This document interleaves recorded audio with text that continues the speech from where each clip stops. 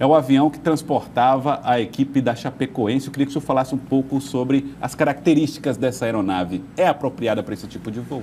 Na verdade, é o seguinte, a aviação, os aviões, eles são, digamos assim, específicos para cada tipo de atividade.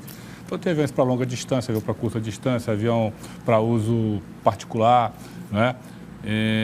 Aparentemente, pelo que se noticia, esta aeronave não era, em princípio, apropriada para este tipo de voo. Seria se tivesse feito uma escala intermediária. Nós temos, inclusive, informações que vão aparecer na sua tela em relação às características desse avião. Um modelo britânico, o Avro RJ-85, fabricado, portanto, na Inglaterra. É um avião de pequeno porte, considerado um avião de pequeno porte, projetado para voos regionais, ou seja, curtas distâncias, né, isso? Na verdade, não é um avião de pequeno porte, ele é um avião de médio porte, já foi utilizado no Brasil, por uma empresa brasileira, na década de 80. É um avião considerado, em princípio todos os aviões são seguros, mas é um avião considerado muito seguro, utilizado inclusive pela família real britânica. É o avião da família real britânica. E é muito utilizado na Europa, né? Ele é próprio para operações em pistas mais curtas, né? E em pistas elevadas, como é o caso das pistas da Bolívia e da Colômbia também. Então, aí nós temos ele tem capacidade de entre 85 e 112 passageiros, e aí vem as questões mais polêmicas. Ele tem uma autonomia de 2.965 quilômetros com combustível máximo, ou 2.130 quilômetros com carga máxima. Qual é a importância dessas informações na hora de um piloto programar o voo? Bom, a primeira coisa é a seguinte, o planejamento de voo, ele tem que levar em consideração a autonomia mínima para realizar com segurança aquele voo. E, segundo as regras, essa autonomia mínima para essa situação seria a aeronave ir do ponto de partida ao ponto de destino, mais uma alternativa, e ainda 10% desse percurso todo e mais 30 minutos de voo em regime de consumo máximo, a 1.500 pés de altura. Por incrível que pareça, isto é relativamente comum. É comum, apesar do... Relativamente, né? Eu digo o seguinte, na aviação comercial, as regras são muito rígidas e você tem pouco espaço para esse tipo de procedimento. Na aviação geral, né? E eu considero a aviação geral esse frete que é feito? Eu diria que é um avião comercial. Comercial. Então, quer dizer o seguinte, esse tipo de acidente já ocorreu, né, várias vezes, e infelizmente irão ocorrer outros, né? Importante frisar também que existe o erro humano que está presente na quase totalidade dos acidentes aéreos, particularmente aqueles da aviação comercial, e existe a violação. A violação é um ato deliberado em que você assume as consequências desse ato. Então é diferente. Na aviação comercial não é comum a violação. O erro é mais comum. Mas neste caso específico, né, há indícios, né, talvez até uma hipótese de que houve sim violação. Uma violação, que é justamente não obedecer aquela regra do combustível a mais, o plano para ir para outro aeroporto, coisas desse tipo. Exato. E a violação ela pode ser leve ou pode ser grave, que seria o caso se realmente aconteceu isso. Comandante, perguntas aqui dos telespectadores que também ficam tentando, são perguntas de leigos, mas que ficam tentando entender o que de fato aconteceu. Por exemplo, o tempo em atividade de uma aeronave, ele é fundamental para a questão da segurança ou tudo depende da manutenção correta? O avião, ele não tem idade, né? Eu vou citar aqui só dois exemplos. O avião do presidente dos Estados Unidos tem 30 anos de uso. O avião do Donald Trump tem 20 anos de uso. O antigo avião deles, do Donald Trump, é de 1968, foi vendido há 5 anos. Então, o que vale é a vida pregressa da aeronave.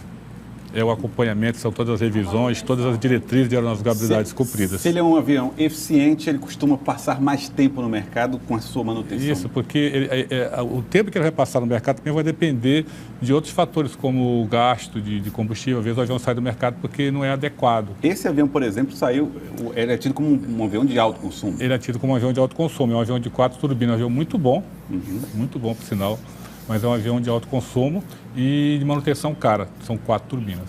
E todas essas especulações, né, comandante, que a gente tem visto nas últimas horas, elas vão ser esclarecidas de fato com a caixa preta, né, do avião. Exato. As caixas pretas, que na verdade não são pretas, elas são laranja, até para poder... Esta é a imagem da caixa preta deste. Até para poder identificar no caso, quando há fogo, né?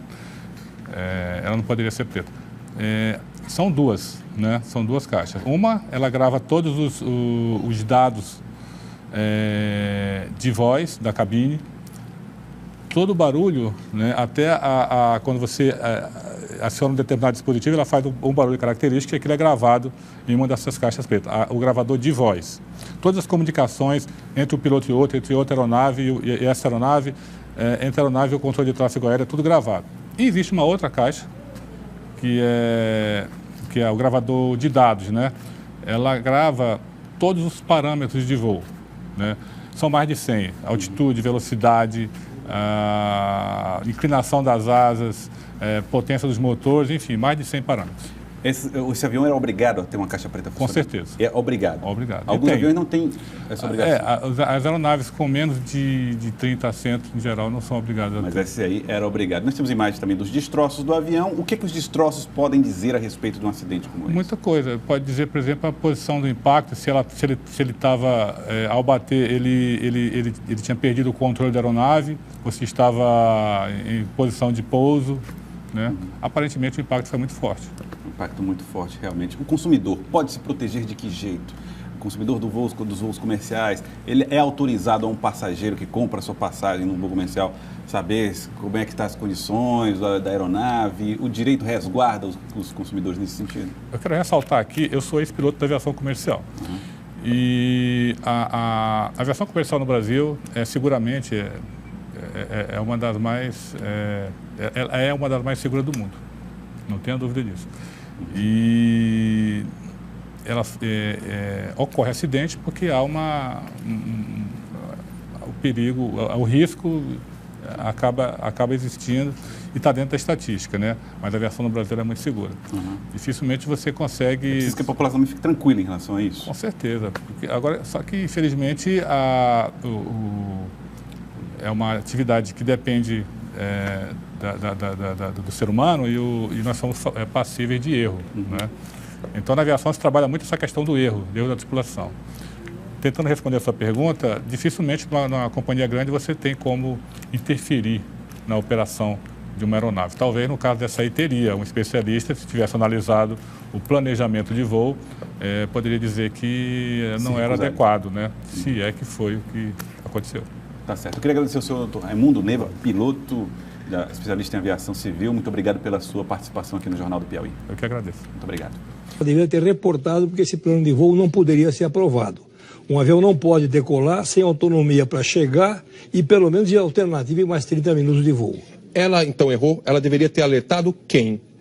Quem mandou que ela fizesse, porque essa investigação que ela fez não é normal. O plano de voo é apresentado, se não tem dúvidas, fica por isso mesmo. Como havia uma discrepância muito grande entre o combustível para o voo e o combustível que ele tinha, ela foi esclarecer perguntando se ele não tinha errado, se ele não tinha que mudar o plano. E ele disse que não, que estava aprovado. E quando ela insiste, ele disse, não, fica tranquilo, ele vai voar com menos consumo, etc. e tal. E isso não existe em aviação. Comandante, que procedimentos deveriam ter sido adotados para evitar esse acidente? O plano de voo não podia ser aprovado, o avião não podia decolar do chão com esse plano de voo. E depois que aconteceu, o senhor acha que se o piloto tivesse falado a verdade no primeiro momento, reportado à torre que ele estava com problema de combustível, ele teria a prioridade? Completa, porque veja, ele teve 3 chances de sair da burrada que ele fez. Me perdoe a grosseria da expressão, mas é isso. Quando ele passou por Bogotá, os alarmes de reserva estavam sendo acionados e se tocava como se escuta na gravação do áudio. Ele deveria ter alternado Bogotá. Não alternou por quê? Porque ele teria que pagar a taxa de pouso, taxa de decolagem e mais o combustível de Bogotá, que não é barato. continuou o voo. Quando ele reporta que está chegando e o avião da Viva Colômbia diz que está com um vazamento de combustível e pede prioridade, que eles dão, ele devia ter reportado ele a prioridade, porque a dele era sem combustível. E ele tinha que entrar em primeiro lugar de todo mundo. Por que ele não reportou? Porque se ele reporta, a multa que caberia na empresa era uma multa muito séria e a suspensão dele como piloto de fazer um voo sem combustível para chegar no destino. Comandante, muita gente viaja de avião e agora muita gente fica apreensiva com esse assunto de combustível. Quando que uma empresa permite que o avião levante voo sem ter o combustível necessário para fazer essa viagem e mais um restante para casos de emergência? Nunca. O avião decola sempre com combustível, como manda o regulamento, para o destino, alternando. Caso ele chegue no destino e encontre qualquer situação na pista que ele não possa pousar, ele vai para a alternativa, ele tem que ter combustível para isso. E ainda mais, 30 minutos de voo sobre a alternativa a baixa altitude, quer dizer, com um grande consumo de combustível. Isso é o mínimo que ele tem que decolar, sempre. Senão o plano de voo não pode ser aprovado. A gente tem aqui no nosso telão um documento que é feito pelo representante da LAMIA. Depois dele ter sido alertado da falta de combustível, de não ter o combustível suficiente, ele diz que não precisa se preocupar. Não se preocupe, está tudo bem. Então é ele dizendo que está tudo bem. Nós fazemos em menos tempo, quer dizer, não existe isso. Quer dizer, isso aí é coisa de país das bananas, não é possível. Como é que você vai dizer um ator... E o passageiro que não sabe disso, como é que viaja? Isso é impossível. Quando a gente fala de avião, a gente tem duas coisas numa premissa. O avião, para mim, como piloto, é uma máquina perfeita, com manutenção certa, que voa dentro do gabarito. O piloto é um camarada treinado, reciclado frequentemente, pronto para o voo. Esses são os pilotos que nós temos na nossa aviação e como nós voamos, tanto é que você vê que o índice de acidentes na aviação é mínimo. Nós voamos pelo Brasil todo. Comandante Sucupira, eu quero agradecer a sua presença aqui no Jornal Hoje para analisar esses documentos que a gente recebeu. Muito obrigado, uma boa tarde para o senhor. Boa tarde para vocês também. Muito obrigado.